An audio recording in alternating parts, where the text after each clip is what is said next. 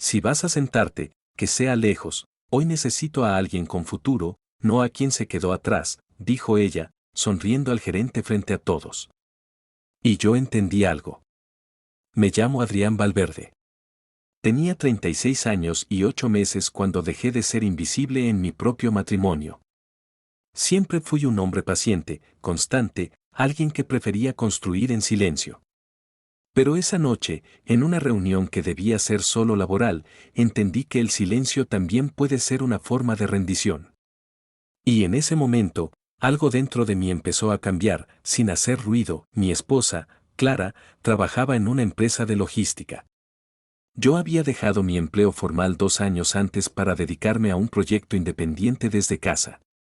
Ella nunca lo dijo abiertamente, pero su forma de mirarme ya no era la misma. Antes había respeto, ahora solo quedaba una tolerancia fría, casi automática. Y ahí fue cuando decidí observar en silencio, sin justificarme. En esa cena estaban sus superiores, compañeros y ese gerente. Alto, seguro, con una voz que imponía sin esfuerzo. No necesitaba levantar el tono, todos lo escuchaban igual. Yo lo observaba mientras Clara reía con una naturalidad que hacía tiempo no compartía conmigo. Esa risa ya no me pertenecía. Y lo que vino después confirmó lo que yo ya empezaba a sospechar. Adrián, tú puedes sentarte al final, ¿sí? Aquí estamos hablando de cosas importantes, me dijo ella, sin siquiera girar el rostro. No hubo pausa. No hubo duda, no discutí. No hice ruido. Solo asentí y caminé hacia el último lugar de la mesa. No fue el asiento lo que me incomodó, fue la forma. Pero no dije nada, ya había tomado una decisión que ni yo mismo había terminado de entender. Durante la cena, escuché cómo hablaban de ascensos, proyectos, viajes. Todos participaban. Todos parecían avanzar, menos yo, al menos desde su perspectiva. En un momento, Clara dejó caer una frase, casi casual: hay personas que simplemente no evolucionan, se quedan cómodas. Hubo un breve silencio. Nadie preguntó. Nadie necesitó hacerlo.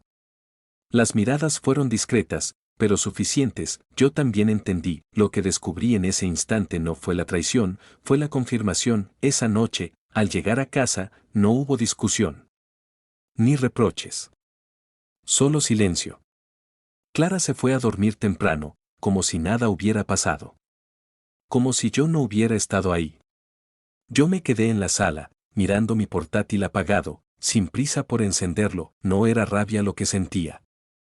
Era algo más preciso, era claridad, porque Clara no sabía algo, y eso lo cambiaba todo. Ni el gerente tampoco, ni nadie en esa mesa. Yo no había dejado de avanzar.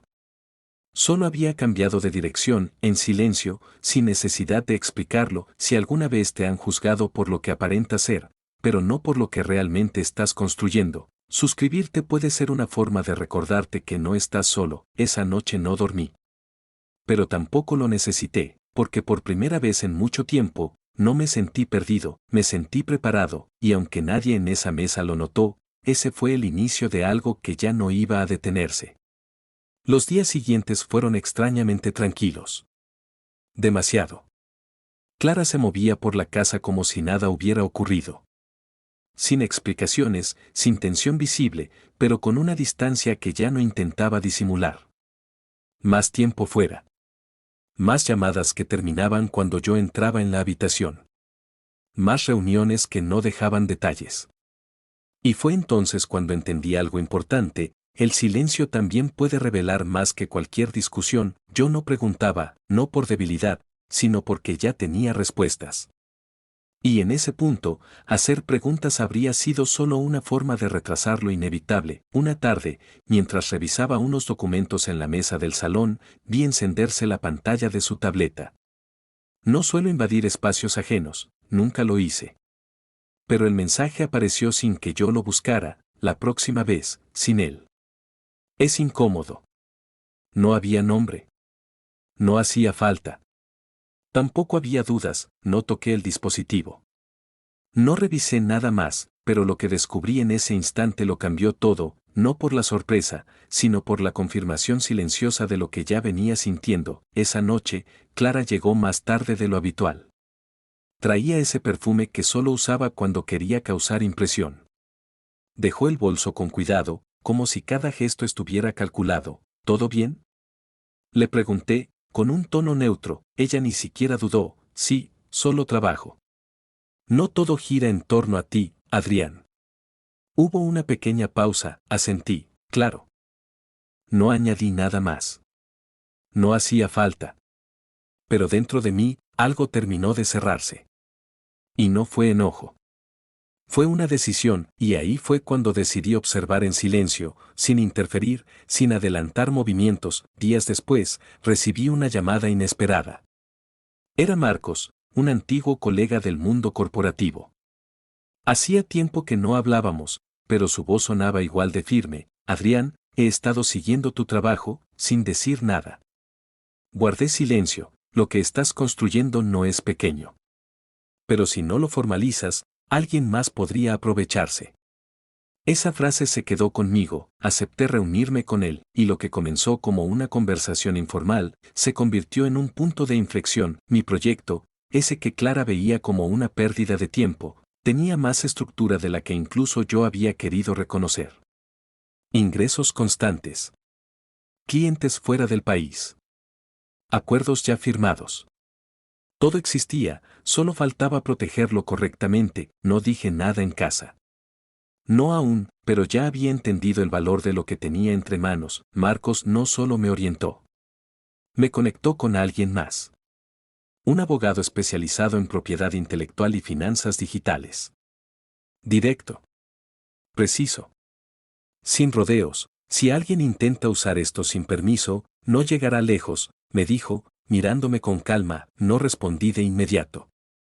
Pero esa frase marcó un antes y un después, porque en ese momento entendí algo que cambiaría todo. No solo me estaban subestimando, estaban cometiendo un error estratégico. Mientras tanto, Clara empezó a mostrarse más impaciente. Más directa. Adrián, necesitamos hablar. Esto ya no funciona. Estoy cansada de cargar con todo. La miré unos segundos, no respondí, no porque no tuviera que decir, sino porque ese no era el momento, pero ya tenía claro algo. Esa conversación, cuando ocurriera, no sería emocional, sería definitiva. Y cuando ella creyera estar tomando el control, yo ya estaría varios pasos adelante. La conversación llegó una semana después. Sin aviso, sin preparación emocional. Solo ocurrió. Clara se sentó frente a mí, recta, decidida. Su tono no era agresivo, era distante. Como si ya hubiera ensayado cada palabra. Quiero separarme. Necesito una vida diferente. No hubo pausa para procesarlo. Lo dijo como quien cierra una puerta que ya no piensa volver a abrir. No hubo lágrimas. No hubo gritos. La miré unos segundos, y respondí, está bien. Noté el cambio inmediato en su expresión. ¿No era lo que esperaba, eso es todo?, preguntó, frunciendo ligeramente el ceño. ¿Ni siquiera vas a luchar? Tomé aire, con calma. No se lucha por alguien que ya eligió irse. Hubo un silencio breve, pero suficiente, y en ese momento entendí algo que lo definía todo. Ella ya no estaba discutiendo conmigo, estaba reaccionando a una versión de mí que ya no existía. Firmamos un acuerdo inicial en los días siguientes. Todo fue rápido, casi frío. Clara estaba convencida de que yo no tenía nada relevante. Que mis proyectos eran inestables, poco serios. Que lo importante estaba de su lado. No la corregí, no era necesario, pero lo que vino después fue aún más revelador. 2 semanas más tarde, recibí una notificación legal. La revisé con calma, sin prisa. Clara, junto con el gerente, estaban impulsando un proyecto. Uno que reconocí de inmediato, era mío, una idea que había compartido meses atrás, en casa, en una conversación sin importancia para ella, pero no para mí, y ahí fue cuando todo encajó. No dije nada, pero ya había tomado una decisión. Lo que no sabían es que cada paso de ese proyecto estaba documentado. Fechas, versiones, contratos, registros. No por desconfianza, sino por disciplina, contacté al abogado. No hubo dramatismo. Solo precisión, esto es claro, dijo, revisando los archivos. Y es defendible. La confrontación no ocurrió en casa. Ni en privado, fue en una sala legal. Neutral. Silenciosa. Frente a terceros, Clara llegó acompañada. El gerente también. Ambos mantenían una postura segura, al inicio, hasta que comenzaron a hablar. Este proyecto ha sido desarrollado por nosotros en los últimos meses, dijo él, con firmeza. Mi abogado no levantó la voz. Tenemos documentación previa, fechada y registrada, que demuestra lo contrario. Colocó los documentos sobre la mesa. Ordenados. Claros, el ambiente cambió. Esto no es suficiente, intentó decir el gerente. También hay contratos con terceros y registros de propiedad intelectual, respondió el abogado, sin alterar el tono, y ahí fue cuando decidí hablar. No se trata de discutir, se trata de hechos. Clara me miró. Pero esta vez no fue con indiferencia, fue distinta, más quieta, más consciente, no con desprecio, con algo más cercano al miedo. El proceso no avanzó a juicio. No hizo falta. La evidencia era demasiado clara, se retiraron, sin confrontación directa.